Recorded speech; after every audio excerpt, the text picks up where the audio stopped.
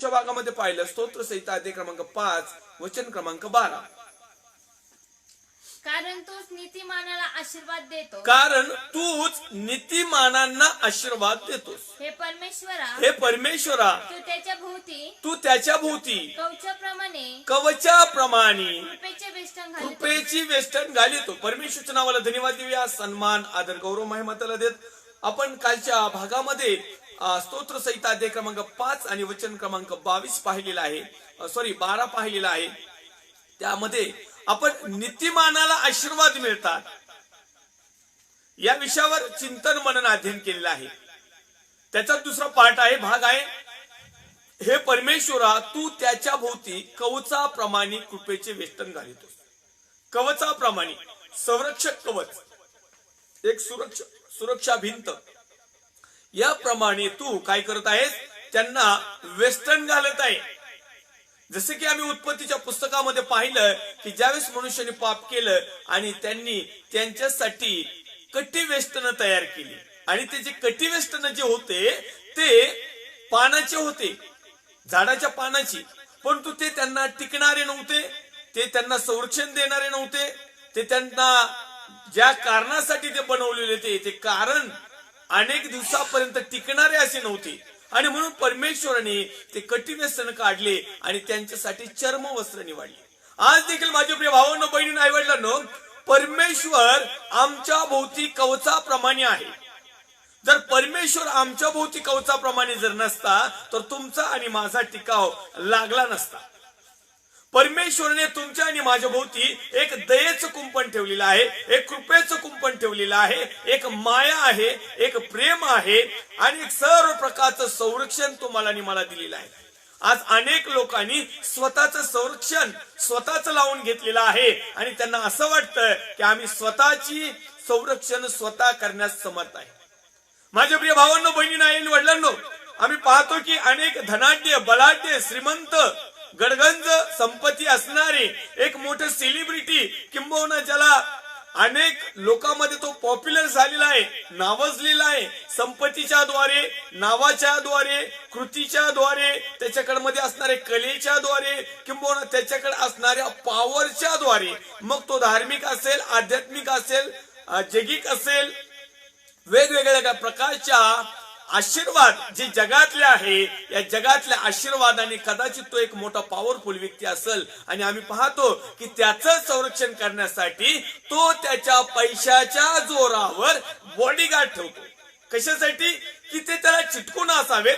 कशासाठी? की ते त्याच्यावर नजर ठेवून असावेत. कशासाठी? की त्याच्यावर येणारे प्रत्येक दोष, प्रत्येक येणाऱ्या मरी किंवा घातक प्राणशस्त्रापासून होणारे हल्ले, किंबहुना त्याला सुरक्षा कवचासाठी त्याच्या जगिक पैशातून, धनातून, दौलतीतून, त्याच्या इबरतेमधून, त्याच्या प्रेस्टिज मधून, त्याच्या नावाजलेल्या एखाद्या पोस्ट नुसार त्याच्या भोवती सिक्युरिटी गार्ड, किंबहुना त्याला बॉडीगार्ड, किंबहुना तो कुणीतरी एक वॉचमॅन, अशा प्रकारचे आपल्या घराला, आपल्या स्वतःला, आपल्या गाडीला, आपल्या बंगल्याला संरक्षण कवच घालीत असतो.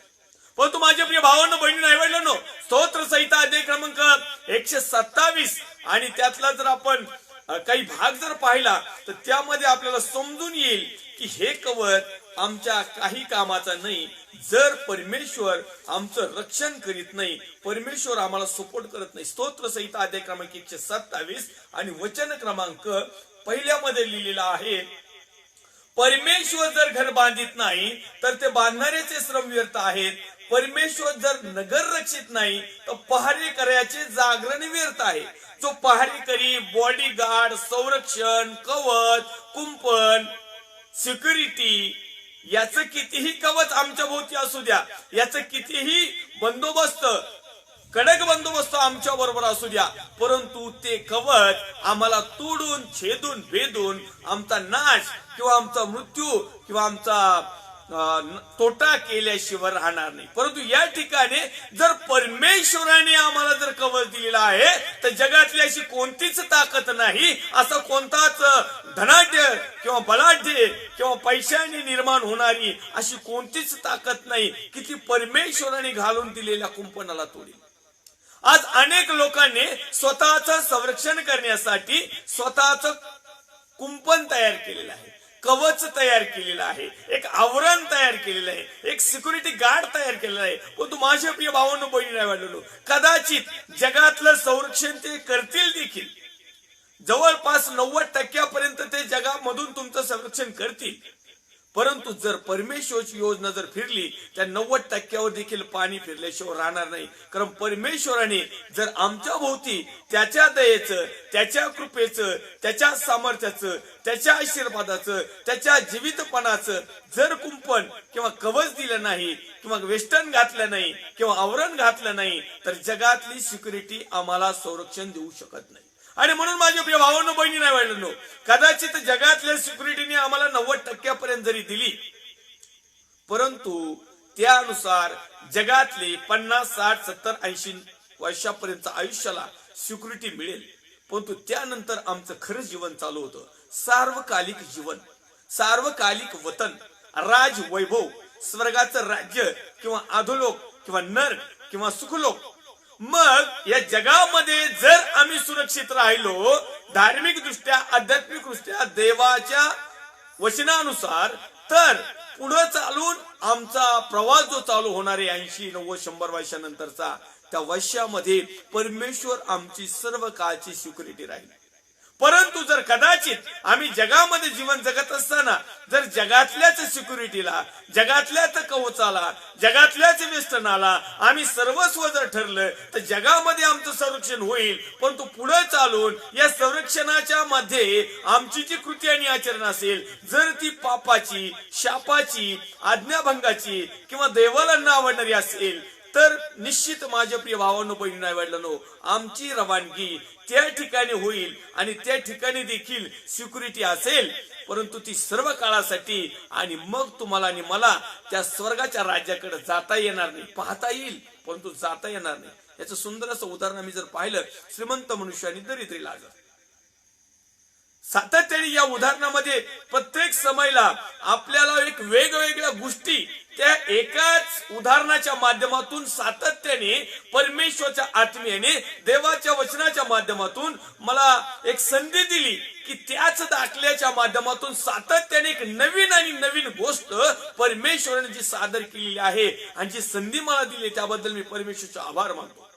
या ठिकाणी आपला विषय आहे आशीर्वाद. परंतु तो कवच जोपर्यंत नाही, कृपेचे वेष्टन जोपर्यंत नाही, तोपर्यंत आमचा आशीर्वाद एक सिक्युरिटी मध्ये राहणार नाही, सुरक्षित राहणार नाही. तर आम्ही पाहत आहोत की श्रीमंत मनुष्य आणि दरिद्री लाजर या ज्यावेळेस दोन्ही मरण पावले त्यावेळेस एक अब्रामाच्या उरशी आहे, एक अधोलोकात आहे, त्या ठिकाणी त्याला यातना होत आहे आणि तिथून तो लाजरला पाहत आहे आणि त्याला म्हणत आहे की लाजरला माझ्याकडे पाठव. परंतु त्या ठिकाणी अब्राम म्हणत आहे इथून कुणीही तिकडे येऊ शकत नाही आणि तिकडूनही इकडे कुणी येऊ शकत नाही. अशा प्रकारची सिक्युरिटी तिथं आहे, तिथं कुणीच कुणाकडे जाऊ शकत नाही. पाहू शकतो. म्हणूनच माझ्या प्रिय भावांनो बहिणी नाही वाटलं, आज देखील लोक जगामध्ये जीवन जगत असताना आशीर्वाद पाहतात, स्वर्गाचं राज्य पाहतात, स्वर्गाचं सुख पाहतात, आध्यात्मिक जीवन पाहतात. परंतु अनेक असे लोक आहेत की ते आध्यात्मिक जीवनात जात नाही. कारण काय की तुमचं आणि माझं पाप एक सिक्युरिटी प्रमाणे. आता पुन्हा एक वाद, आमची सिक्युरिटी काय माहिती का? स्वर्गाच्या राज्यात जाऊ नये म्हणून आमचं पाप. आमचं पाप परमेश्वरचं वचन सांगतंय तुमचं पाप म्हणजे तुमचं आणि माझं आणि जगाचं पाप तुमच्या आणि माझ्यामध्ये म्हणजे परमेश्वरामध्ये आणि आमच्यामध्ये एक दरी निर्माण झालेली, एक कवच निर्माण झालेलं आहे, एक वेस्टर्न निर्माण झालेलं आहे, एक बॉडीगार्ड म्हणून उभा राहिलेला आहे आणि ते आम्हाला काही पलीकडे जाऊ देत नाही. माझ्या प्रिय भावांनो बहिणी नाही वाटलं, जर बॉडीगार्ड आमच्या पगारावर जर अवलंबून असेल तर निश्चित अर्थाने आमचीच तो सिक्युरिटी करील आणि आम्ही जिथं जाऊ तिथं तो असेल. परंतु जगातले बॉडीगार्ड तशी नाही.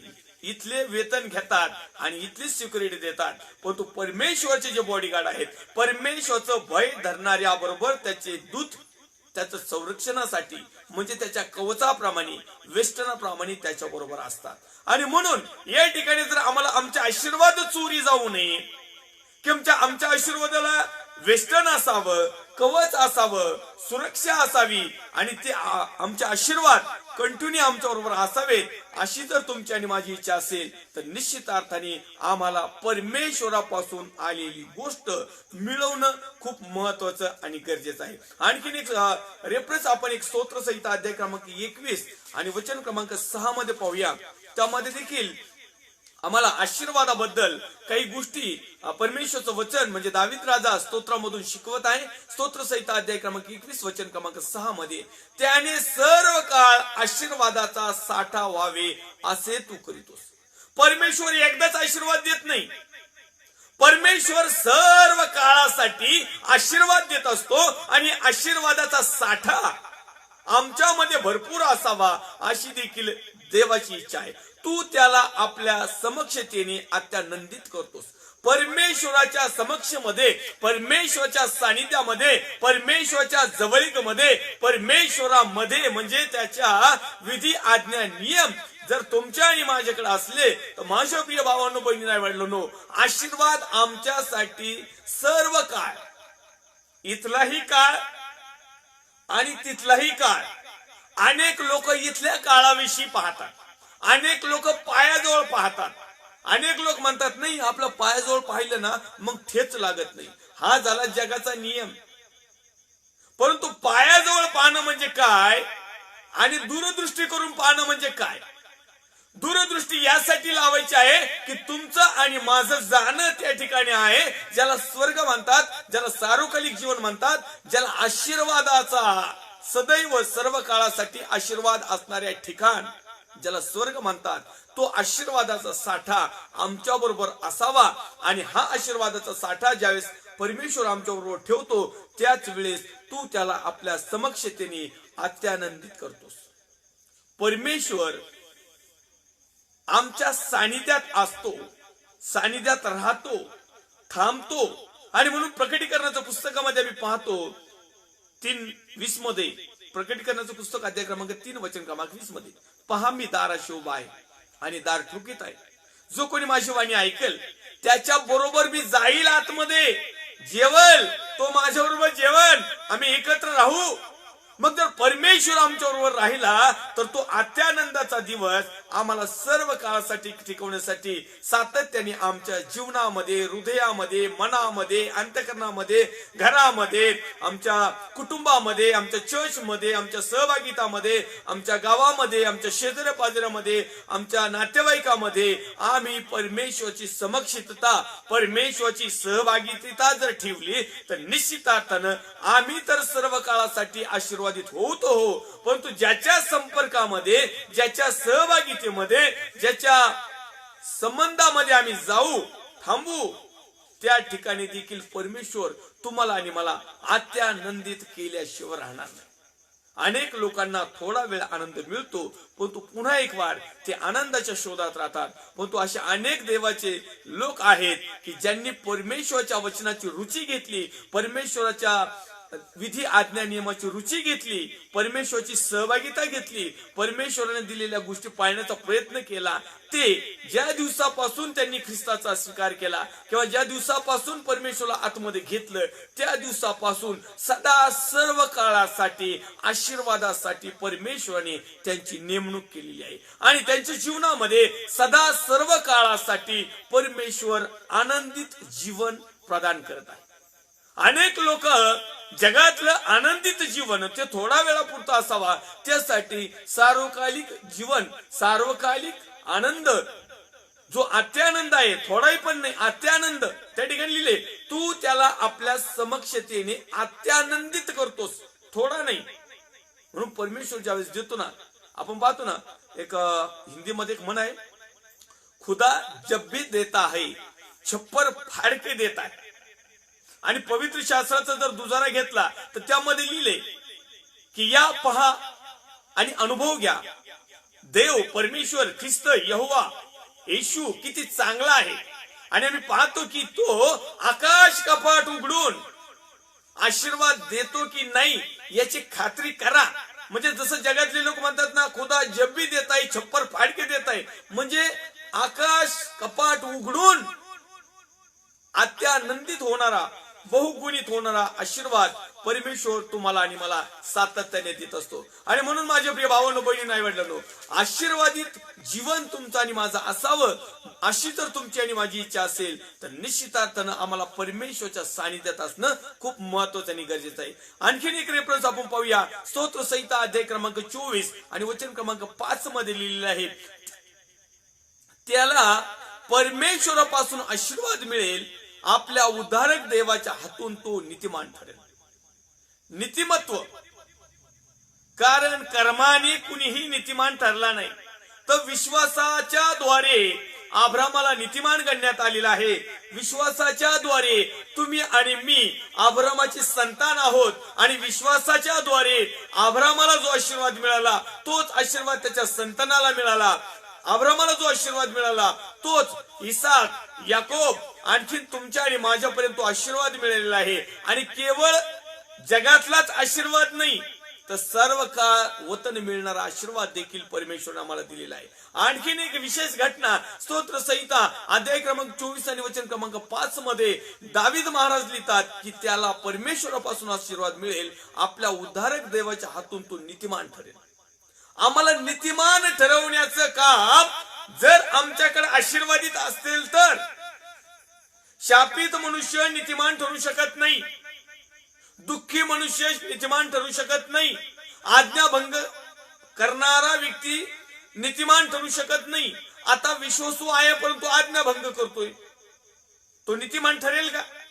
पण तो विश्वासू आहे आणि कृतीने आचरण करतो आणि त्या कृती आचरण केल्यामुळं परमेश्वर तुमच्या आणि माझ्यावर प्रसन्न होतो आणि मग तो आम्हाला परमेश्वरापासून मिळणारा आशीर्वाद देतो आणि आमचा उद्धार करतो, आमचं तारण करतो, आम्हाला स्थिर करतो, आम्हाला सत्यामध्ये ठेवतो, आम्हाला आज्ञा आणि विधी नियम पाळण्यासाठी सहाय्य मदत करतो. आणि ज्यावेळेस आम्ही या सगळ्या गोष्टी करतो त्यावेळेस परमेश्वर तुम्हाला आणि मला नीतिमान ठरवतो. आणि म्हणून तो म्हणत आहे की माझा मनुष्य जो आहे विश्वासाने नीतिमान ठरेल. आज नीतिमत्व जगाचं हरवलेलं आहे, आज नीतिमत्व सेवकांचं हरवलेलं आहे, आज नीतिमत्व बिलीवर्स भाऊ बहीण आई वडील म्हणजे विश्वासणारे लोकांचं हरवलेलं आहे. आज नीतिमत्व मेंढरांचं हरवलेलं आहे आणि जगातल्या मेंढपाळांचं देखील हरवलेलं आहे. माझे प्रिय भावांनो, बहिणी, आई वडिलांनो, नीतिमत्व जे हे फळ आहे, नीतिमत्व जे कृपादान आहे, नीतिमत्व जो आशीर्वाद आहे, तो आशीर्वाद आम्हाला परमेश्वरापासून प्राप्त होतो. आणि म्हणून आम्ही गलती 5:22 मधले जे आत्म्याच्या द्वारे निष्पन्न होणारे जे फळ प्राप्ती आहे त्याच्यामध्ये नीतिमत्व हा देखील एक फळाचा भाग आहे. मग हा नीतिमत्व हा जो फळाचा भाग आहे तो आशीर्वादाचा प्रकार आहे. अनेक लोकांना आशीर्वाद कोणते आहे हेच समजत नाही आणि म्हणून आज आम्ही पाहत आहोत, शिकत आहोत, चिंतन मनन अध्ययन करीत आहोत की नीतिमत्व हा देखील परमेश्वरापासून मिळणारा आशीर्वाद आहे. नीतिमान अब्रामाला तो आशीर्वाद मिळाला होता, इसाकाला तो मिळाला होता, याकोबाला तो मिळाला होता. त्याचप्रमाणे आम्ही पाहतो की त्याच्यानंतर किंवा त्याच्या पूर्वी ज्या ज्या लोकांनी विश्वास ठेवला आणि विश्वासाप्रमाणे कृत्याने आचरण केले तर प्रत्येकाला नीतिमान ठरवण्यात आलेलं आहे. आपण पाहतो, आम्ही योबाच्या ग्रंथामध्ये आम्ही पाहिलं कालच्या भागामध्ये की योबाविषयी सांगितलेलं आहे. योब कसा आहे? नीतिमान आहे. म्हणजे काय, याचा अर्थ काय आहे की परमेश्वराने योबाला आशीर्वाद दिलेला आहे. कारण आम्ही पाहतो योबाचा ग्रंथ जर पाहिला तर त्याच्यामध्ये आम्हाला पाहायला मिळालेला आहे. उस देशात एक पुरुष होता, त्याचे नाव योब असे होते. तो सात्विक, सरळ, तो देवाला भिवून होता, तो पापापासून दूर होता आणि सगळ्या गोष्टीत गुणसंपन्न असा होता. नीतिमत्व त्याच्याकडे होतं, विश्वास त्याच्याकडे होता, कृती त्याच्याकडे होती, आचरण त्याच्याकडे होतं, विधी आज्ञा नियम त्याच्याकडे होत्या. तो परमेश्वरच्या सातत्याने सहभागितेमध्ये होता, परमेश्वराला आवडणाऱ्या प्रत्येक गोष्टी तो करत होता. आणि म्हणून आम्ही अशा प्रकारे गोष्टी केल्यानंतर अनेक आशीर्वाद आम्हाला मिळतात. आता जगातले तर मिळतात, आम्हाला काय पाहिजे? रोटी, कपडा, मकान, ह्या गोष्टी तर परमेश्वराने दिलेल्या आहेत ना. प्रेज लॉर्ड, धन्यवाद, आमीन. मग आता आम्हाला आणखीन कोणते आशीर्वाद हवेत? लोकांना असं वाटतं की जगातले जे सुख सोयी निर्माण करणारे, आनंद आणि उल्हास देणारे, मनाला सांत्वन देणारे, माझ्या भाऊबंदामध्ये माझे एक स्टेटस निर्माण करणारे, किंबहुना इतर लोकांनी माझ्याकडे एक वेगळ्या दृष्टिकोनातून पाहून माझी वाहवा करणारे असे आशीर्वाद मिळाले म्हणजे बस. असे आशीर्वाद मिळाले म्हणजे लोक म्हणतात माझं जीवन सार्थक झालं, माझ्या जीवनाचं सार झालं, बस आता मला काही नको. माझे प्रिय भावांनो बहिणींनो आवडलं, जगातल्या सर्व गोष्टी परमेश्वराने तुम्हाला दिलेल्या आहेत. आमेन, प्रेज द लॉर्ड. परमेश्वर तुम्हाला आणखीन याच्यापेक्षा जास्त देव, तुमची मनोकामना याहीपेक्षा पूर्ण करो. तुम्हालाच नाही परंतु तुमच्या 7 पिढ्या बसून खाओ इतका आशीर्वाद तुम्हाला परमेश्वर देव. परंतु हा झाला जगातला. याच्यानंतर आम्हाला सार्वकालिक वतनामध्ये, सार्वकालिक जीवनामध्ये 2 प्रकारचे जीवन आहेत. एक सार्वकालिक जीवन स्वर्ग किंवा सुखलोक, एक सार्वकालिक वतन, एक अधोलोक किंवा नरकलोक. मग या ठिकाणी मनुष्याची एंट्री कधी होईल? ज्यावेळेस या भूतलावर त्याच्या जीवनामध्ये लाईव्ह सेशनला जिवंत असताना परमेश्वराकडून येणाऱ्या आशीर्वादाचा साठा असेल, म्हणजे त्याच्याकडे चांगुलपणा असेल, म्हणजे त्याच्याकडे सत्कर्म असतील, म्हणजे त्याच्याकडे परमेश्वराला आवडणाऱ्या सर्व गोष्टी असतील. असा मनुष्य पुढचा प्रवास करतो. म्हणजे जो चांगला आहे, जो सात्विक आहे, तो सत्य आहे, जो नीतिमत्वाचा आहे, जो परमेश्वराच्या विधी आज्ञा नियम पाळणारा आहे, ज्याला परमेश्वराने जगातल्या आशीर्वादाबरोबर आध्यात्मिक, आत्मिक आणि सार्वकालिक जीवनाकडे उपयुक्त किंवा घेऊन जाणारे जे त्याच्याकडे जे स्टॉक आहे, असेच लोक तिकडे जातात. बाकीचे तोंड वासून इकडे नरकात जातात. कारण त्यांना फक्त जगातल्या गोष्टीची हवस आहे, त्यांना फक्त जगातले आशीर्वाद हवे, त्यांना फक्त दिसणाऱ्या गोष्टीवर भरोसा आहे, त्यांना फक्त जगातल्या सौंदर्य किंवा मोहनी किंवा शरीराला, मनाला, अंतकरणाला, विचाराला ज्यापासून आनंद निर्माण होईल ती गोष्ट मिळवणे म्हणजे त्याला असं वाटतं की आशीर्वाद मिळवलेला आहे. माझ्या प्रिय भावांनो बहिणींनो आवडलं, हा आशीर्वाद देखील परमेश्वराने तुम्हाला आणि मला दिलेला आहे, देत आहे, इथून पुढे देखील देईल. परंतु त्याच्या बरोबर आम्हाला आध्यात्मिक आशीर्वादाची देखील सगळ्यात मोठी गरज आहे. मी तर म्हणेल एक वेळेस जगातले आशीर्वाद कमी पडले तरी चालतील, काही अडचण नाही. कसं तरी ऍडजस्ट 50, 60, 70 वर्षाचं आयुष्य कसं तरी ऍडजस्टमेंट करीत जगू शकतो. परंतु जे कधी न संपणार जे आयुष्य आहे, जर या जगातल्या सगळ्या घाणी जर आम्ही जमा केल्या आणि हेच आशीर्वाद आमच्या जवळ असले तर येणाऱ्या दिवसामध्ये अनेक पिढ्याना पिढ्या सार्वकालिक कधी न संपणारं अधोलोकाचं किंवा कधी न संपणारं नरकाचं किंवा कधी न संपणारं पिढेचं, दुःखाचं, हरिशमेंटचे दिवस आमच्या जीवनात येतील. आणि म्हणून माझ्या प्रिय भावांनो बहिणींनो आवडलं, जगातल्या आशीर्वादाला जोड आमच्याकडे आध्यात्मिक देखील पाहिजे.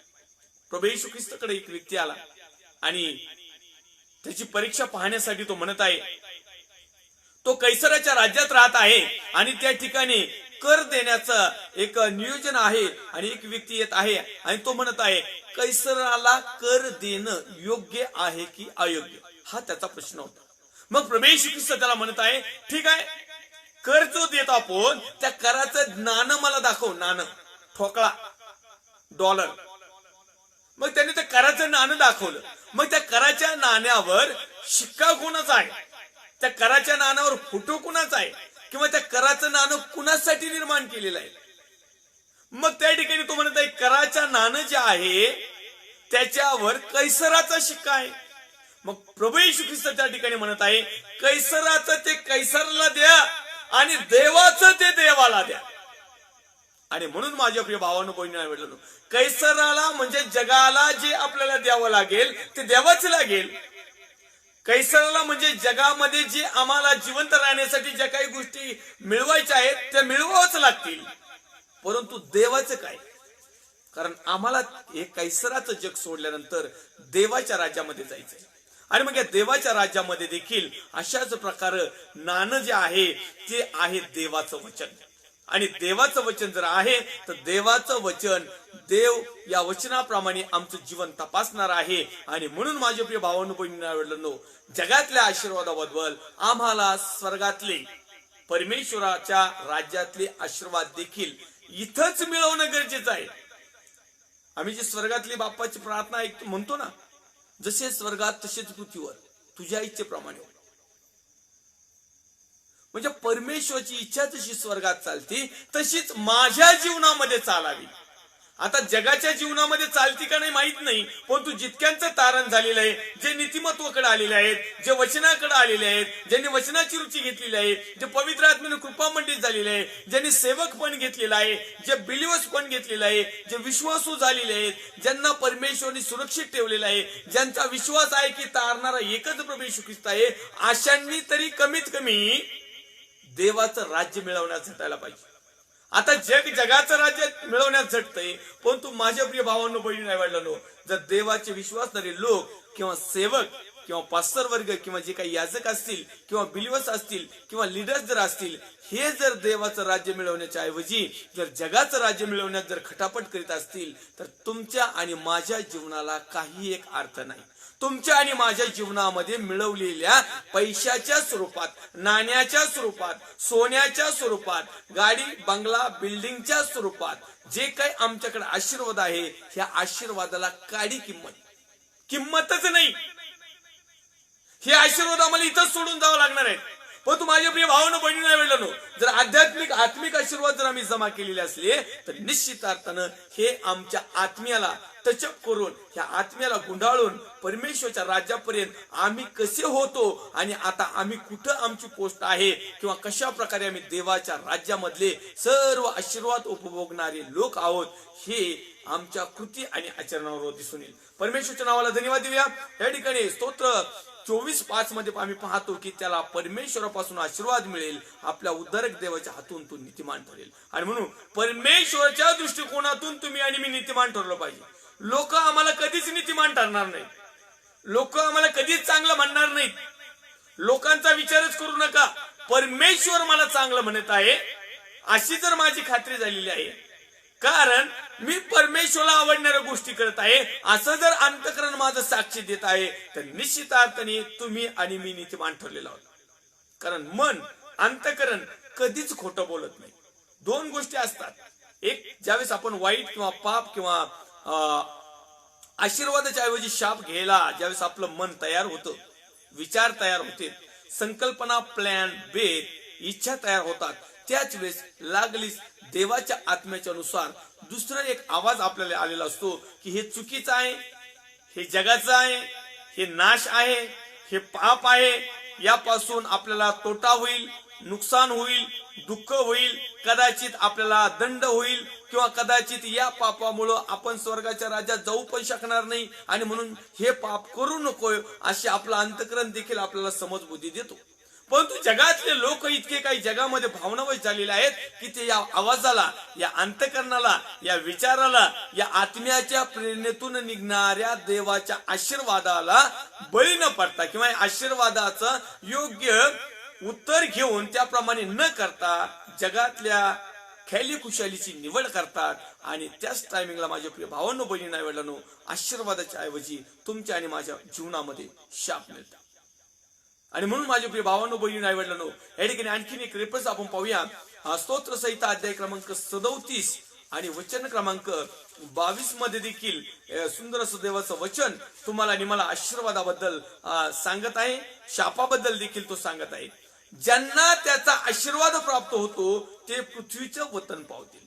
आता पहा प्रिय, ज्यांना परमेश्वरापासून आशीर्वाद प्राप्त होतो ते पृथ्वीचे देखील वतन पावतील. म्हणजे या पृथ्वीवर, या भूतलावर जे काही आमचे दिवस आहेत ना, जे काही 50, 60, 70, 80, त्याच्यामध्ये देखील आम्हाला वतन, वाटा, आशीर्वाद, सुख, वैभव, भरभराट, एक आमचं एक नाव लौकिक, एक जगापुढे एक आमचा एक चांगला कित्ता, हा देखील आशीर्वाद मिळतो. परंतु त्यासाठी परमेश्वरापासून मिळणारा आशीर्वाद पाहतो. आणि म्हणून आपण पाहतो नीतिसूत्राच्या पुस्तकामध्ये ज्यावेळेस आपण पाहणार आहोत काही शास्त्रभाग, त्यामध्ये लिहिलंय की परमेश्वर आम्हाला धन, सन्मान आणि गौरव ह्या तिन्ही गोष्टी आम्हाला कृपामंडित करतो. परंतु केव्हा, ज्यावेळेस आम्ही परमेश्वरचं भय धरून नीतिमत्तेचं जीवन जगू किंवा देवाला आवडणारं जीवन जगू, त्यावेळेस या आशीर्वाद तुमच्या आणि माझ्यासाठी मोकळे होत असतात. या ठिकाणी लिहिलेलं आहे, आम्ही ज्यांना त्याचा आशीर्वाद प्राप्त होतो, ज्यांना परमेश्वराचा आशीर्वाद प्राप्त होतो ते पृथ्वीचे वतन पावते. परंतु आज सध्याची जी परिस्थिती आहे, ज्यांना ज्यांना पृथ्वीचं वतन पावण्याचा आशीर्वाद मिळालेला आहे किंवा मिळून घेतलेला आहे किंवा मिळवत आहे किंवा मिळवण्याचा प्लॅन केलेला आहे, तो जगातून आहे, तो पापातून आहे, तो शापातून आहे, तो बंधनातून आहे, तो आज्ञाभंगातून आहे, तो देवाला धिक्कारून आहे. हे जर आम्ही लक्षात घेतलं तर निश्चितार्थानं आमचा आशीर्वाद आम्हाला परमेश्वरापासून पृथ्वीवर राहण्यासाठी वतन मिळालेला आहे, की जगामध्ये आम्ही आमच्याच स्वार्थाने किंवा सैतानाला नमन करून मिळवलेलं पृथ्वीचं वतन आहे. हा आशीर्वाद आहे. हे आम्ही तपासून आम्ही योग्य त्या सुवेळी परमेश्वरचा पुन्हा एक वार आशीर्वाद मिळवण्यासाठी आम्ही पश्चाताप होऊन परमेश्वराकडे वळू देखील शकतो. ज्यांना त्याचा शाप लागेल त्यांचा उच्छेद होईल. परमेश्वरच्या नावाला मी धन्यवाद देईल. या ठिकाणी स्तोत्र संहिता अध्याय क्रमांक 37 आणि वचन क्रमांक 25 मध्ये एक महत्वाची घटना लिहिलेली आहे. त्या ठिकाणी आपण वाचूया. तो दावीद राजा, स्तोत्र करता दावीद राजा म्हणत आहे, मी तरुण होतो आणि आता म्हातारा झालो. दावीद राजा स्वतःची साक्ष देत आहे. पवित्र शास्त्रातली साक्ष आहे. जगातली कुठल्या पाळक साहेबांची किंवा कुठल्या संदेष्टाची सेवकाची किंवा जगातल्या एखाद्या श्रीमंत मनुष्याची साक्षी नाही. ही साक्ष स्वतः दावीद राजा स्तोत्र संहिता अध्याय क्रमांक 37 आणि वचन क्रमांक 25 मध्ये लिहित आहे. मी तरुण होतो आणि आता म्हातारा झालो, तरी नीतिमान निराश्रित झालेला, जो नीतिमान मनुष्य आहे तो निराश्रित म्हणजे त्याला आश्रय नाही असा झालेला किंवा त्याची संतती म्हणजे त्याची लेकरं बाळ भिकेस लागलेली मी पाहिली नाही. दावीद राजा लिहित आहे. दावीद राजा म्हणत आहे. दावीद राजा त्याची साक्षी सांगत आहे. दावीद राजा घडलेली सत्य घटना या ठिकाणी प्रकट करत आहे. आम्ही पाहतो की आम्ही काही ज्या साक्ष आहेत ना, आमच्या स्वतःची इमेज होण्यासाठी लय वाढाव साक्ष सांगतो. काही एवढ्या काही भारी भारी साक्ष झालेल्या नसतात, पण आता देव तर मृतातून उठवतो, यापेक्षा मोठी भारी साक्ष काय असावी. परंतु आजकाल फोकसला येण्यासाठी अनेक लोक आहेत ना, नाही झाली तरी ती साक्ष सांगून मोकळे होते. का तर आमच्या चर्चला गर्दी व्हावी, का तर पाळक साहेबांचं नाव उंच व्हावं, का तर त्याच्यापासून अनेक आशीर्वाद मिळावे आणि इतरांना आपल्याकडे आकर्षित करून घ्यावं. या प्रकारे नाही. दावीद राजा स्वतः एक मोठा राजा होता. तो राजा लिहित आहे, तो राजा सांगत आहे, तो राजा म्हणत आहे, मी तरुण होतो आणि आता म्हातारा झालो. म्हणजे स्तोत्र संहिता अध्याय 37 लिहित असताना 37 आता 36 तर नाही सांगू शकत, पण तो 37वा अध्याय लिहित असताना दावीद राजा म्हातारा झालेला आहे. तो तरुणपणापासून म्हातारा वयापर्यंत तो म्हणतो की जितके लोक नीतिमान राहिले, जितके लोक नीतिमानाने जगले, ते निराश्रित म्हणजे विदाऊट आश्रित किंवा कचरकुंडीत किंवा रस्त्यावर किंवा त्यांना कुणी वालीच नाही किंवा त्यांना आश्रयच नाही असं मी पाहिलेलंच नाही. दुसरी गोष्ट तो म्हणत आहे की त्यांची संतती म्हणजे त्यांची लेकरं बाळ भीक मागताना मी कधीच पाहिले नाही. आणि म्हणून माझे प्रिय भावांनो, बहिणींनो, आई-वडिलांनो, ख्रिश्चन व्यक्ती कधीच भीक मागताना तुम्हाला दिसणार नाही. येशूच्या नावाने दी, मरियाच्या नावाने दी, योसेफाच्या नावाने दी, बापाच्या नावाने दी, ख्रिस्ताच्या नावाने दी, यव्वा, शालोम, शामा, हरा, काय काय जेवढे कधीच जे देवाच्या वर विसंबून आहेत ना, हे लोक कधीच भीक मागताना तुम्हाला दिसणार नाही. भीक मागणारे लोक वेगळे आहेत. या ठिकाणी पुन्हा एक वार वचन वाचू. आपण कालच्या भागामध्ये देखील थोडस झलक याची घेतली होती, पण तो आता वचनच तसं आलंय, त्याच्यामुळे ही पूर्ण आपल्याला तो एपिसोडच क्लिअर करावा लागेल, ते वचनच क्लिअर करावं लागेल. तो लिहित आहे किंवा त्याची संतती भिकेस लागलेली मी पाहिली नाही. कुणाची?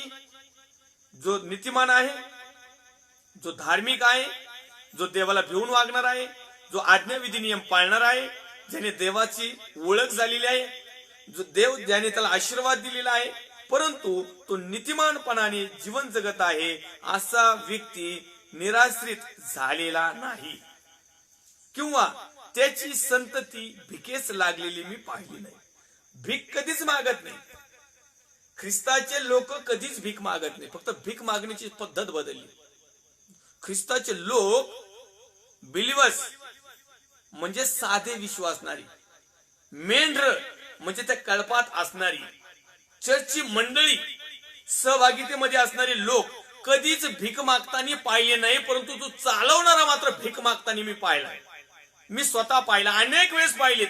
एक नाही, दोन नाही, 90% लोक भीक मागत आहेत. शास्त्र असं सांगतंय की नीतिमान व्यक्तीला भीक मागायची गरज पडत नाही. भीक मागण्याची पद्धत वेगळी. आता ते देग माय नाही करीत.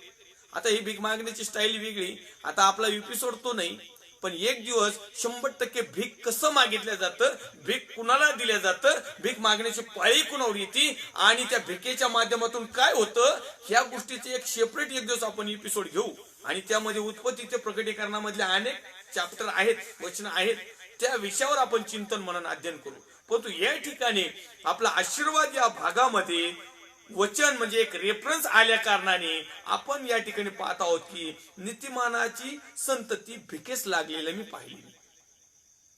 आता यावर तुम्ही विचार करा, चिंतन करा, मनन करा, अध्ययन करा की विश्वासणारे लोक, मग तो याजक असो, सेवक असो, पास्टर असो, आता फादर शक्यतो नाही भीक मागत बरं का, कारण ते लय लॉर्ड पडले, पण बाकीचे जवळपास हे भिकेलाच लागले. कोणत्या ना कोणत्या वेगळ्या पद्धतीने ते भीक मागायचंच काम करतात. आणि हे बायबलला सोडू नये. हे आशीर्वादाचा प्रकार नाही. भीक मागणं म्हणजे आशीर्वादाचा प्रकार नाही. हा, ओरिजिनल ज्यावेळेस आमच्यावर तशी परिस्थिती येते ना, त्यावेळेस ओरिजिनल ज्यावेळेस भिकारी होतो ना मनुष्य, तर त्याला भीक मागण्याचा अधिकार आहे आणि आम्हाला सुद्धा त्याला देण्याचा अधिकार आहे. पण मनानेच भीक मागायचे काम जर निवडले तर मग काही अर्थ नाही. या ठिकाणी आपण आणखीन दुसरा एक रेफरन्स पाहूया. स्तोत्र संहिता अध्याय क्रमांक 62 मध्ये पाहूया आपण. त्या ठिकाणी सुंदर अशी घटना परमेश्वरजी देवाचा सेवक दावीद महाराज या ठिकाणी लिहिलंय. स्तोत्र संहिता अध्याय क्रमांक 62 आणि वचन क्रमांक 4 मध्ये लिहिले, त्याच्या उच्च पदावरून त्याला पाडण्याकरिता मात्र ते मसलत करीतात, त्यांना लबाडी आवडते, ते आपल्या तोंडाने आशीर्वाद देतात पण मनातून शाप देतात. अनेक लोकांना पाडण्याचा प्रयत्न करतात, त्यांना आशीर्वाद देतात परंतु मनातून शाप देतात. हा एक प्रकार आहे आशीर्वादाचा. अनेक लोक काय करतात, आता जर समजा एखाद्याला जर भीक वाढलं नाही ना, तो म्हणतो ओके प्रभू तुला आशीर्वादित करू, पण जाताना असा कुटकुट करीत जातो ना, असा किटकिट करीत जातो ना, असा 7.5 तोंड घेऊन जातो ना, असा तोंडावर त्याच्या फ्रेशने सगळा, मी तर म्हणतो साऱ्या दुनियाची घाण करोड इतकं त्याचा चेहरा कुरूप होतो जर त्याला दानपत्र नाही दिलं तर. देणगी नाही दिली ना, तो आशीर्वाद देतो. कारण कसं आहे माहिती का, आता माझ्यावर उदाहरण घेतो, म्हणजे उदाहरण तुम्हाला समजण्यासाठी. कारण मी एखाद्या सेवकाचं जर नाव घेतलं तर तुम्ही परत आता मला नाव ठेवताल, कारण मला वैताग आला देवाच्या सेवकाचे नाव घेऊन. कारण ते सुधरणारच ना, काही केलं सुधरणारच. नाव तरी कोणत्या सेवकाचं घ्यावं. आता नावाची माझ्याकडे बरीच अशी लिस्ट आहे. त्याच्या उच्च पदावरून त्याला पाडण्याकरता मात्र ते मसलत करीतात, त्यांना लबाडी आवडते. त्यांना पाडण्याचं काम का करायचं, कारण हे लबाड आहेत, कारण यांना ती पोस्ट मिळत नाही आणि मग काहीतरी लबाडी करून त्यांना पाडण्याचा प्रयत्न करायचा. पुढचं एक वाक्य आहे, ते आपल्या तोंडाने आशीर्वाद देतात पण मनातून शाप देतात. आता म्हणून आपला विषय होता की ज्यावेळेस आम्ही एखाद्या भिकाऱ्याला भीक देत नाहीत ना, भिकाऱ्याला जर भीक दिली नाही, आपण समजा उदाहरण म्हणलो माफ करा, वाढायचं नाही, पुढचं घर घ्या, आम्हाला द्यायच नाही, किंबहुना तुम्हाला हात येतं, पाय येतं, डोळे येतं, चांगला धडसा आहे, चांगला जान जवान आहे, भीक मागतो, काम करता येत नाही का? कधी कधी असं होतं. म्हणजे मी तुम्हाला उदाहरण सांगतो ना, आता या कॅटेगरीमध्ये कोणते बसत आहेत. आता पाळक साहेब बसत आहेत का, ब्रदर बसत आहेत का, लीडर बसतेत का, आणखीन कोऑर्डिनेटर बसतेत. आता मला त्यांच्यावर अजिबात रोख नाही आपला त्यांना असं म्हणण्याचा, परंतु आपण एक उदाहरण घेत आहोत की ज्यावेळेस एखादा भीक मागायला व्यक्ती येतो आणि त्याला भीक देण्यासाठी आमच्या अंतःकरणामध्ये 2 मनाचे विचार येतात. 2 म्हणजे काय, एक येतं की चला आपल्या दारामध्ये कोणीतरी भिकारी आलेला आहे आणि आपलं काम आहे त्याला भीक देणं किंवा त्याची गरज भागवणं आणि त्याच्या बदल्यातून त्याच्याकडून आशीर्वाद घेणं. कारण प्रत्येकाला दिल्यानंतर तो आम्हाला ब्लेसिंग करतो, ब्लेसेड करतो, आम्हाला आशीर्वादित करतो. तो म्हणतो फलद्रूप हो, बहुगुणित हो, तुला आनंदित हो, सुख यो, वैभव यो, 4 बंगले यो, गाड्या यो, तुझं फॉरेन कंट्रीला तुझ्या टुरा हो, तो आपल्याला आशीर्वाद देतो, ही आपल्याला अपेक्षा असते. आणि म्हणून आपण काय करतो, त्याला भीक देण्याचा प्रयत्न करतो. पण बऱ्याच अंशी असं होतं की भीक मागणारा व्यक्ती ज्यावेळेस तरणा, ताठा, चांगला एक धष्टपुष्ट, हातपाय क्लिअर आहे, डोळे, नाक, कान, पाय सगळं क्लिअर आहे, आणि तो ज्यावेळेस येतो आणि भीक मागताना दिसतो ना, त्यावेळेस आपली सत्सक बुद्धी काय करते? पवित्र शास्त्रातला शब्द आहे सत्सक विवेक बुद्धी.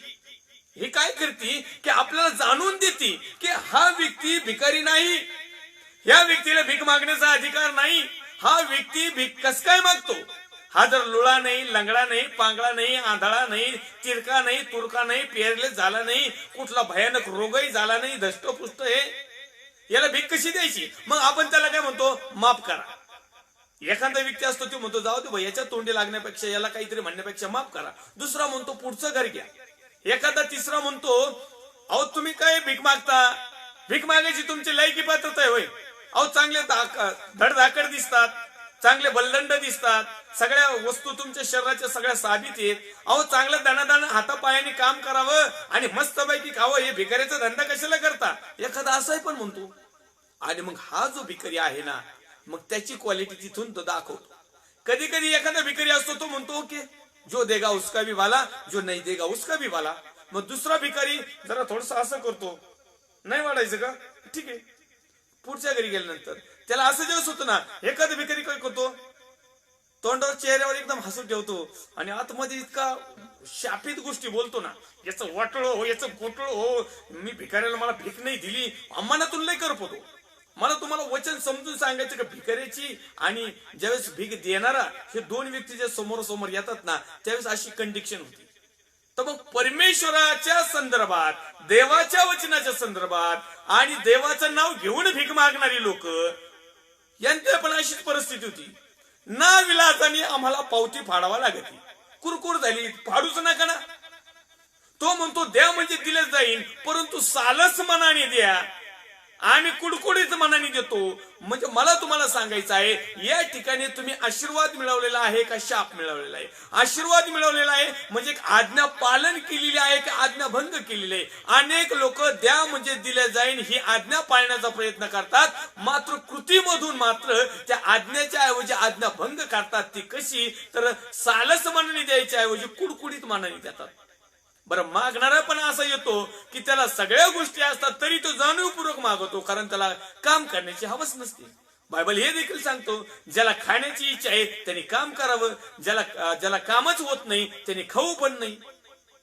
मग अशा प्रकारचे भिकारी ज्यावेळेस येतात, तर त्या भिकाऱ्यांना ज्यावेळेस आम्ही भीक देतो, त्यावेळेस आपण आता जैगिकरित्या त्याचं उदाहरण पाहिलं की कशा प्रकारे आम्ही कोऑपरेटिव्ह करतो. मग अशाच मध्ये देवाच्या नावाचं सोंग घेऊन आलेले देखील अनेक भिकारी देखील आहेत. काही वावगं ठरणार नाही. भिकारी शब्द काही वावगं ठरणार नाही, कारण जगामध्ये सगळे लोक भीक मागताना काही ना काही प्रूफ आणतातच. कोणी वेगळ्या देवाचा, धर्माचा, आता मला कोणत्याच धर्माचं नाव टीका करण्याचा माझा अधिकार नाही आणि मी ते करणार पण नाही, आणि असं पातक मी करणार पण नाही. परंतु प्रत्येक जण कुठल्या तरी देवाच्या नावाने, मी तुम्हाला एक उदाहरण समजून सांगू राहिले, आशीर्वाद कसा मिळतो आणि त्या आशीर्वादाबरोबरच आम्ही शाप पण कसा घेतो. तर वेगवेगळ्या धार्मिक क्षेत्रामध्ये वेगवेगळ्या धार्मिक लोक काय करतात की त्यांच्या देवाच्या नावाने भीक मागतात. परंतु या ठिकाणी आम्ही वाचलं, परमेश्वरच्या नावाला धन्यवाद देऊया. आपण वाचलं स्तोत्र संहिता अध्याय क्रमांक 37-22 मध्ये की नीतिमान मनुष्य, तो दावीद महाराज म्हणतो, मी तरुणपणापासून म्हातारापर्यंत झालो, पण तो नीतिमान मनुष्य जो वागला त्याची संतती भिकेस लागलेली मी कधीच पाहिली नाही. पण तो आता नीतिमत्तेचं सोंग घेणाऱ्या लोकांची संतती भीक मागायला लागली. ही एक खेदाची गोष्ट आहे. म्हणजे याचा अर्थ आज्ञाभंग झालेला आहे. इथं लिहिलेलं आहे त्याच्या उच्च पदावरून त्याला पाडण्याकरिता मात्र ते मसलत करीतात. त्यांना लबाडी आवडते. लबाडी असल्यामुळं आशीर्वादाच्या ऐवजी शाप आमच्या जीवनामध्ये येतात. परमेश्वरची इच्छा आहे की शापाच्या ऐवजी तुम्हाला आणि मला आशीर्वाद मिळावे, आणि मग ते आशीर्वाद मिळवण्यासाठी तुम्हाला आणि मला लबाडी सोडून द्यावा लागेल. मग अनेक लोक देवाचं नाव घेऊन लबाडी करतात. म्हणजे एकीकडे देवाचा गौरव करतात, सन्मान करतात, आदर करतात, देवाचा महिमा करतात, आणि दुसरीकडे त्याच देवाच्या नावाने लबाडीही करतात. मग मला सांगा माझ्या प्रिय भावांनो बहिणी नाही वाटलं नो, आम्ही नेमका आशीर्वाद मिळवतो की शाप मिळवतो हे आम्हाला समजलं पाहिजे. कारण अनुवादाचा ग्रंथ जर आम्ही घेतला, आता काही वचनं आम्ही पाहिली होती, शाप आणि आशीर्वाद मी तुझ्या पुढे ठेवतो.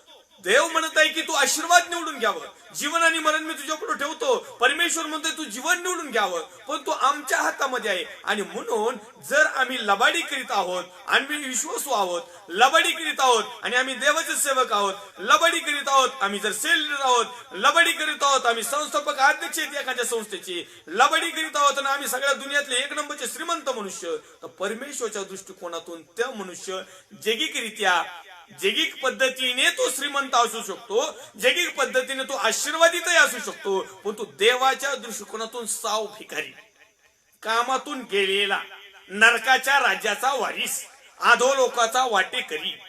कारण त्याने नीतिमत्वाचा मार्ग सोडून लबाडी केली, मसलत केली, सल्ला मसलत केली आणि तो आपल्या तोंडाने आशीर्वाद देतात. आता आपण ज्या लाईनवर पाहत आहोत ते आपल्या तोंडाने आशीर्वाद देतात पण मनातून शाप देतात.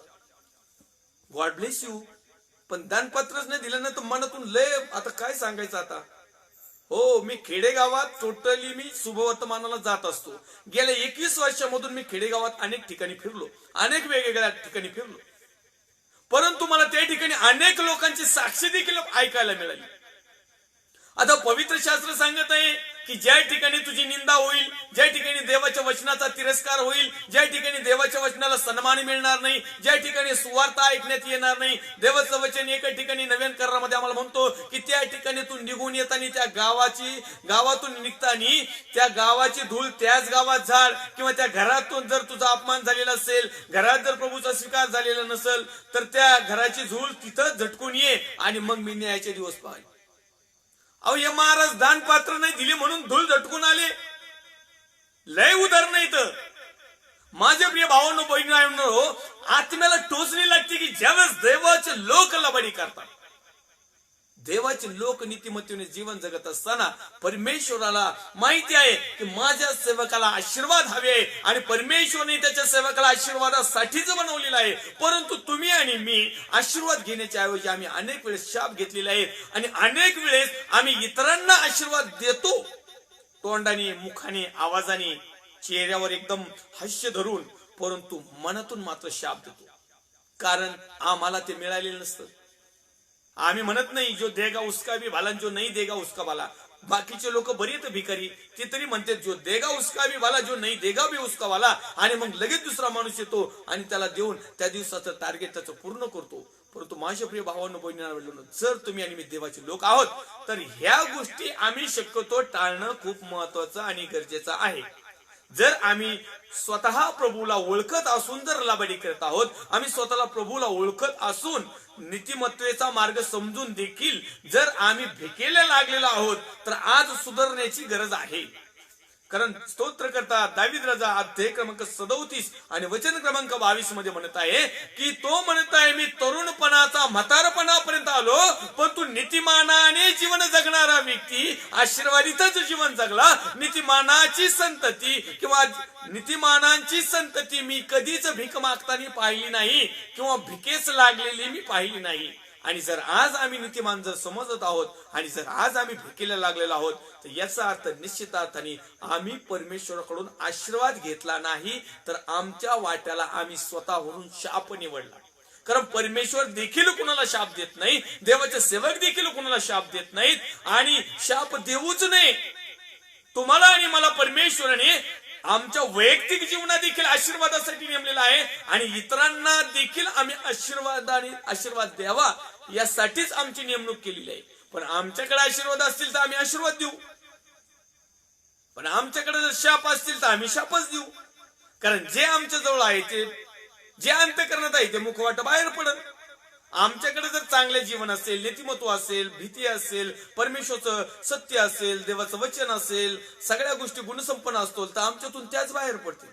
पण आमच्याकडे सगळा डुप्लिकेटपणा असेल, लाभासाठी तोंडपूजापणा असेल, केवळ नामधारी असेल, केवळ 4 पिढीचे असतो, जर नीतिमत्वाचं जर सोंग घेतलेलं असेल तर निश्चित अर्थाने माझ्या प्रिय भावांनो बहिणींनो आवडलं जगाच्या दृष्टिकोनातून कदाचित तुमचे आणि माझं मन आम्हाला साक्ष देईल की आम्ही आशीर्वादित आहोत, कारण आमच्याकडे गाडी आहे, बंगला आहे, घोडी आहे, मोठं चर्च असेल किंवा मोठा वाडा असेल, जादा एकर जमीन असेल, शेतमाळा असेल, एक मोठमोठ्या प्रॉपर्टी असतील किंवा बँक खात्यामध्ये मोठमोठे असतील किंवा आमची इमेज असेल किंवा आम्हाला लोक लय मानित असतील, याचा अर्थ आम्ही श्रीमंत आहोत, याचा अर्थ आम्ही आशीर्वादित आहोत. परंतु हे झालं जगाचं. 50, 60, 70 शक्य असले तर 80 वर्ष त्याच्या पुढचं जे आयुष्य आमचं जीवन सुरू होणार आहे ते सार्वकालिक जीवनवतने मिळणार आहे. मग ते सार्वकालिक नरक अधोलोकाकडं किंवा सार्वकालिक सुख स्वर्गाच्या राज्याकडं. मग चॉईस तुमची, युअर चॉईस, माय चॉईस. आपल्याला काय चॉईस करायचे आपण घ्यायचं. आणि म्हणून माझे प्रिय भावांनो बहिणींनो आणि गरजेचं आहे, अनेक लोकांना आतापर्यंत कळलंच नाही की आशीर्वाद कशाला म्हणतात. आणि म्हणून आपण पवित्र शास्त्राच्या माध्यमातून पाहत आहोत की आशीर्वाद कोणत्या गोष्टीच्या द्वारे मिळतात आणि शाप कोणत्या गोष्टीच्या द्वारे आम्हाला मिळतात. आम्ही आणखीन एक स्तोत्र संहिता अध्याय क्रमांक 67 आणि वचन क्रमांक 1 आपण चॅप्टर पाहूया. देवाने आमच्यावर दया करावी व आम्हाला आशीर्वाद द्यावा. देवाने काय करावं? आमच्यावर दया करावी आणि देवानेच आम्हाला आशीर्वाद द्यावा. आता देवाने आमच्यावर दया का करावी? काय कारण काय? आम्ही एवढं काय देवाचं गौरव केलं, आम्ही देवाचं काय महिमा केली, आम्ही किती देवाच्या आज्ञा पाळल्या, किती देवाचं सत्यामध्ये वागलो, किती आमच्याकडे चांगलपणा आहे, किती आम्ही सत्यवादी आहोत, किती आम्ही नीतिमत्व आहोत. का देवाने आमच्यावर दया करावी? देव दयेचा सागर आहे म्हणून, देव कृपेचा सागर आहे म्हणून, देव प्रेमाचा सागर आहे म्हणून. माझ्या प्रिय भावांनो बहिणींनो आवडलं देव भस्म करणारा अग्नी देखील आहे. आता त्याने ती अग्नी अजून पांगवली नाही, पण तू ज्यावेळेस तो न्याय वैभवनी येईल ना त्यावेळेस मात्र आम्हाला समजल की देव दयेचा सागर होता, देव दये प्रेमाचा सागर होता, देव करुणेचा सागर होता, देव सगळ्याचा सागर होता. परंतु तुमचा आणि माझा न्याय ज्यावेळेस होईल आणि ज्यावेळेस आम्हाला अग्नीच्या भट्ट्या दिसतील, ज्यावेळेस आम्हाला अग्नी दिसेल, ज्यावेळेस आम्हाला उडून त्या अग्नीत म्हणजे नरकात टाकल्या जाईल, त्यावेळेस आम्हाला समजल की खरोखर परमेश्वर यहोवा, परमेश्वर देव भस्म करणारा अग्नी देखील आहे. आजच समजून घ्या.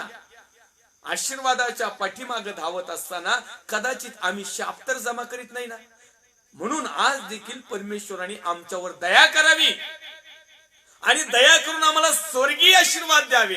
आणि त्यासाठी त्या अगोदर तुम्ही आणि मी पश्चाताप करावा, आमच्या पापांची परमेश्वराकडे कबुली द्यावी, पुन्हा न करण्याचा निर्णय करावा, आमच्यामध्ये चेंजअप करावा, बदल करावा, परिवर्तन करावं, देवाला आवडणाऱ्या गोष्टी आमच्या जीवनामध्ये दिसून याव्यात. आणि मग परमेश्वराने आमच्यावर दया करावी आणि परमेश्वराने जगातले देखील आशीर्वाद द्यावेत. आणि सार्वकालिक जीवन वतन मिळण्यासाठी जे आवश्यक असणाऱ्या ज्या बाबी आहेत त्या आम्हाला आशीर्वादाच्या स्वरूपात द्यावे, कारण नीतिमत्व देखील परमेश्वराकडून मिळणार आहे, सामर्थ्य देखील परमेश्वराकडून मिळणार आहे, सांत्वना देखील परमेश्वराकडून मिळणार आहे, दया देखील परमेश्वराकडून मिळणार आहे. आमच्यावर दया झाली तर आम्ही दुसऱ्यावर दया करणार. आम्हाला जर आशीर्वाद केला आम्ही इतरांना आशीर्वाद करण्याचा प्रयत्न करणार. त्याने लिहिलेलं आहे, पुढे लिहित आहे, त्याने आपला मुख प्रकाश आमच्यावर पाडावा. देवाचा मुख प्रकाश आमच्यावर पडावा हा देखील एक आशीर्वाद आहे. देवाचा मुख प्रकाश, देवाचं वचन आम्हाला नव्या करारामध्ये शिकवत आहे, मी जगाचा प्रकाश आहे आणि जो कोणी माझ्या प्रकाशामध्ये राहील त्याने अंधकारात जाऊ नये, राहू नये, तिकडे डोकू नये, तिकडे डुबकी घेऊ नये. मग तो प्रकाश आमच्यावर असावा, तो मुख प्रकाश परमेश्वराचा. माझ्या प्रिय भावांनो बहिणी नाही वाटलं. आणि तो मुख प्रकाश कशाचा आहे? तर देवाच्या सत्य वचनाचा. कारण पवित्र शास्त्र हे देखील आम्हाला सांगत आहे की नीतिमान किंवा जो तरुण किंवा जो भक्त आपलं जीवित क्रम कशाने शुद्ध राखील? तर देवाच्या वचनाच्या द्वारे.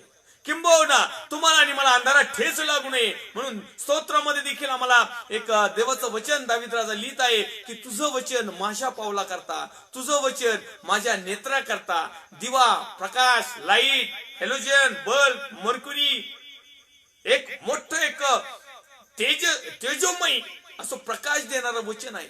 वचन महत्वाचं आहे. ज्याच्या जीवनामध्ये वचन आलं त्याच्या जीवनामध्ये आशीर्वाद आले. कदाचित जगातले आशीर्वाद कमी असतील, पण तू जितका मनुष्य ह्या देवाच्या वचनामध्ये खोलवर जाईल, जितका मनुष्य देवाच्या वचनावर चिंतन मननाध्ययन करील, जितकाही मनुष्य देवाच्या वचनाचं सत्य स्वीकारील, जितकाही मनुष्य देवाचं वचन सत्य समजल्यानंतर आमचं स्वतःचं परिवर्तन करून घेईल, बदल घडून घेईल, त्या मनुष्याच्या जीवनात आशीर्वादाची रेलचेल आहे. त्या मनुष्याच्या जीवनामध्ये आशीर्वाद धावत येतील. त्या मनुष्याला आशीर्वादाच्या पाठीमागे जायची काही आवश्यकता पडणार नाही. आज संपूर्ण जग आशीर्वादाच्या मागे धावत आहे. आशीर्वाद पुढे पाळतात आणि आम्ही आशीर्वाद घेण्यासाठी मागे पळत आहोत. पण तो माझ्या प्रिय भावांनो बहिणींनो वडिलांनो, जे देवाच्या वचनाचा शोध घेतात, जे देवाचं वचनाचं सत्य स्वीकारतात, जे देवाच्या विधी आदी नियम आणि विश्वास आणि कृती आणि आचरणामध्ये परमेश्वर आवडणाऱ्या गोष्टी करतात, या प्रिय बहीण, भाऊ, आई, वडील, बिलीवर्स, भाऊ बहीण, आई वडील, त्याचप्रमाणे देवाचे अभिषिक्त सेवक, पास्टर, फादर, रेव्हरेंड, बिशप साहेब, गुरुजी साहेब, कोऑर्डिनेटर साहेब, पोप साहेब, जेवढे कोणते साहेब असतील, जे वचनाचं सत्य त्यांच्याकडे आहे, त्यांच्याकडे आशीर्वाद धावत येतात. चॉईस तुमची आहे. तुम्हाला आशीर्वादाच्या मागे धावायचंय का आशीर्वादाला तुमच्या पाठीमागे धावू द्यायचंय? आज प्रिय गरज आहे. थोडा वेळ राहिलेला आहे, तो उशीर करणार नाही. येणारा जो आहे तो 100% येणार आहे. आणि ज्याला त्याला ज्याच्या त्याच्या कृती आणि आचरणाप्रमाणे देण्यास त्याच्याजवळ वेतन आहे. आणि म्हणून तुमचं आणि माझं वेतन मिळण्याच्या अगोदरच आज तुम्हाला आणि मला बदलण्याची संधी आहे. आणि म्हणून माझे प्रिय भावांनो बहिणींनो वडिलांनो, आज आपण सर्वजण बदलूया आणि जे आमच्या जीवनात शाप असतील, जे देवाला न आवडणाऱ्या गोष्टी असतील, त्या परमेश्वराकडे विनंती करूया आणि म्हणूया, प्रभू मला पश्चातापी अंतकरण दे. आणि आज मला वचनाचं सत्य समजलंय की केवळ जगातलेच आशीर्वाद असून चालत नाही, तर आध्यात्मिक, आत्मिक, धार्मिक आणि देवाकडून मिळालेले आशीर्वादच आमचं खरं जीवन आहे, इथलं देखील आणि सार्वकालिक देखील. येऊया, आपला वेळ झालेला आहे. 1-2-3 मिनिटं उशीर झालेला आहे. आपण आपल्या भारत देशासाठी प्रार्थना करूया. आपण सगळ्या राज्यांसाठी प्रार्थना करूया, विशेष करून महाराष्ट्र राज्यामध्ये आणि त्याचप्रमाणे प्रत्येक जिल्हा, तालुका, खेडेगाव, वस्त्या, सिटी, शहरासाठी प्रार्थना करूया. जेवढे काही देवाचे अभिषिक्त सेवक, सेविका, विश्वासणारे भाऊ बहीण, आई वडील या लाईव्हला जुडलेले आहेत, यानंतर देखील ते पाहणार आहेत, तर प्रत्येकाचं मी पास्टर राजू अल्लाट अहमदनगर मधून हार्दिक मनापासून स्वागत करतोय. येऊया, आपण सर्व देवाचे सेवक मिळून आपल्या महाराष्ट्र राज्यासाठी, भारत देशासाठी आपण प्रार्थना करूया. आणि विशेष करून तुमचं आणि माझं जीवन, कुटुंब, तुमच्या मिनिस्ट्र्या, संस्था, तुमच्या हातामध्ये असणारे मेंढर आणि जे काही तुम्हाला आणि मला मेंढपाळ बनवलेलं आहे, किंवा जे टीचर बनवलेलं आहे, टीचर बनवलेलं आहे, शिक्षक बनवलेलं आहे, सुवार्थिक बनवलेलं आहे, पालक साहेब बनवलेलं आहे, प्रेषित बनवलेलं आहे, संदेष्टे बनवलेलं आहे, किंवा साधं विश्वासणारं जे बनवलेलं आहे, आम्ही आमची कामगिरी चोख करावी म्हणून परमेश्वराने आमच्यावर दया करावी आणि त्याने आम्हाला आशीर्वादित करावं, यासाठी प्रार्थना करूया. पवित्र थोर सेनाधी दे बापा, जशा होत तसे तुझ्या पवित्र हातामध्ये येत आहोत. प्रभू येशू ख्रिस्ताच्या प्रेमळ आणि सामर्थ्यवान नावात मी प्रार्थना करतो माझ्या भारत देशासाठी, भारत देशातील सर्व राज्य, विशेष करून माझा महाराष्ट्र राज्य, महाराष्ट्र राज्याचे मुख्यमंत्री मान्य उद्धवजी साहेब, त्यांचे सर्व सहकारी टीम, विरोधी पक्ष नेते देवेंद्र फडणवीस साहेब, त्यांचे सर्व सहकारी टीम, सर्व पोलीस डिपार्टमेंट, डॉक्टर्स, नर्स, सेवाभावी संस्था, वैयक्तिक लोक, सत्याच्या वचनावर आधारित असणाऱ्या सर्व मंडळी चालक, देवाचे अभिषिक्त सेवक, सेविका, त्याचप्रमाणे संस्था, मिनिस्ट्र्या, माझ्या भारत देशाच्या सरहदीचं संरक्षण करणारे मिलिटरी फोर्स, जवान, कमांडो, त्यांचे कुटुंबीय आणि जे तुझ्या सत्याच्या आधारावर जीवन जगत आहे आणि जे तुझ्या वचनाची खोज करत आहे, तुझ्या वचनाचं मनन चिंतन अध्ययन करीत आहे, त्या वचनाप्रमाणे स्वतःचं परिवर्तन करून घेत आहे, ज्यांना तू आशीर्वाद दिलेला आहे, ज्यांना तू देत आहे आणि ज्यांना तू देणार आहे, त्या प्रत्येक तुझ्या प्रिय लेकरांसाठी मी प्रार्थना करतो. प्रत्येकाच्या नावाप्रमाणे, गरजेप्रमाणे, प्लॅन, इच्छा, बेत, आकांक्षा, त्यांनी आखलेल्या योजना, त्यांच्या साकड्या, त्यांच्या विनंत्या, त्यांच्या सर्व मागणी येशूच्या सामर्थ्यवान नावात पूर्ण कर आणि आम्हाला आशीर्वादित जीवन घोषित कर. आम्ही सातत्याने तुझं भय धरून जीवन जगावं आणि तुझ्याकडून येणारेच आशीर्वाद आम्ही स्वीकारावेत, यासाठी तू आम्हाला उत्तम असं मार्गदर्शन कर. पुन्हा एक वार जसे होत तसे तुझ्या पवित्र हातात येत. ख्रिस्त येशू जो होता, जो आहे आणि जो येणार आहे, तर पवित्र प्रभू येशू ख्रिस्ताच्या प्रेमळ आणि सामर्थ्यवान नावात मागतो, स्वर्गीय पिता तू आहे. आमेन. प्रभू येशू रक्त की जय, प्रभू येशू रक्त की जय, प्रभू येशू रक्ताचा जयकार असो. Amen. Amen. Amen. Praise the Lord. Thank you. God bless.